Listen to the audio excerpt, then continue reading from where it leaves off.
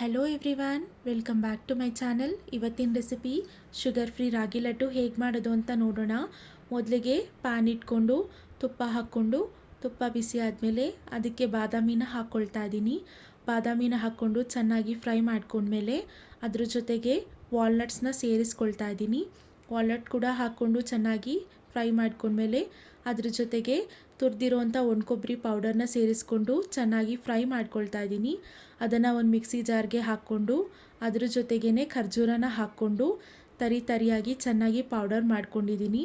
ಅದನ್ನು ಒಂದು ಬೌಲ್ಗೆ ಟ್ರಾನ್ಸ್ಫರ್ ಮಾಡ್ಕೊಳ್ತಾ ಇದ್ದೀನಿ. ಮತ್ತೊಂದು ಸಲ ಪ್ಯಾನ್ನ ಇಟ್ಕೊಳ್ತಾ ಇದ್ದೀನಿ. ಪ್ಯಾನ್ ಇಟ್ಕೊಂಡು ಅದಕ್ಕೆ ತುಪ್ಪನ ಹಾಕ್ಕೊಂಡು ತುಪ್ಪ ಬಿಸಿ ಆದಮೇಲೆ ಸ್ವಲ್ಪ ರಾಗಿ ಹಿಟ್ಟನ್ನು ತಗೊಂಡಿದ್ದೀನಿ. ರಾಗಿ ಹಿಟ್ಟನ್ನ ಹಾಕ್ಕೊಂಡು ಹಸಿ ವಾಸನೆ ಎಲ್ಲ ಹೋಗೋವರೆಗೆ ಚೆನ್ನಾಗಿ ಫ್ರೈ ಮಾಡ್ಕೊಳ್ಬೇಕು. ಚೆನ್ನಾಗಿ ಫ್ರೈ ಮಾಡ್ಕೊಂಡಿರೋವಂಥ ರಾಗಿ ಹಿಟ್ಟನ್ನ ಕೂಡ ಅದೇ ಬೌಲ್ಗೆ ಹಾಕ್ಕೊಳ್ತಾ ಇದ್ದೀನಿ. ಮತ್ತೊಂದು ಸಲ ಪ್ಯಾನ್ನ ಇಟ್ಕೊಂಡಿದ್ದೀನಿ. ಮತ್ತೊಂದು ಸಲ ಪ್ಯಾನ್ ಇಟ್ಕೊಂಡು ತುಪ್ಪನ ಹಾಕಿ ಸ್ವಲ್ಪ ಬೆಲ್ಲದ ಪುಡಿನ ಸೇರಿಸ್ಕೊಳ್ತಾ ಇದ್ದೀನಿ. ಬೆಲ್ಲದ ಪುಡಿನ ಹಾಕ್ಕೊಂಡು ಚೆನ್ನಾಗಿ ಫ್ರೈ ಮಾಡಿಕೊಂಡು ಸ್ವಲ್ಪ ನೀರನ್ನು ಹಾಕ್ಕೊಂಡು ತೆಳುವಾಗಿ ಪಾಕ ಮಾಡ್ಕೊಳ್ತಾ ಇದ್ದೀನಿ. ಜಾಸ್ತಿ ಗಟ್ಟಿ ಪಾಕ ಮಾಡ್ಕೊಳ್ಳೋದಕ್ಕೆ ಹೋಗಬೇಡಿ, ಪಾಕ ತೆಳುವಾಗಿ ಮಾಡ್ಕೊಳ್ಳಿ. ತೆಳುವಾಗಿ ಪಾಕ ಬಂದಮೇಲೆ ಅದಕ್ಕೆ ಸ್ವಲ್ಪ ಇಲಾಚಿ ಪೌಡರ್ನ ಹಾಕ್ಕೊಳ್ತಾ ಇದ್ದೀನಿ.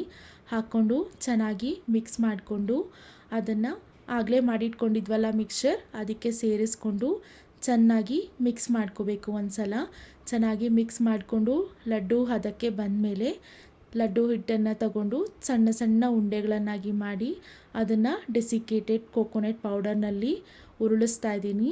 ಎಲ್ಲದನ್ನು ಇದೇ ಥರ ರೆಡಿ ಮಾಡ್ಕೋಬೇಕು. ಇದೇ ಥರ ರೆಡಿ ಮಾಡಿಕೊಂಡು ಒಂದು ಬೌಲ್ಗೆ ಹಾಕ್ಕೊಂಡ್ರೆ ಎಷ್ಟು ರುಚಿಯಾಗಿರುವಂಥ ರಾಗಿ ಲಡ್ಡು ರೆಡಿ ಆಗುತ್ತೆ.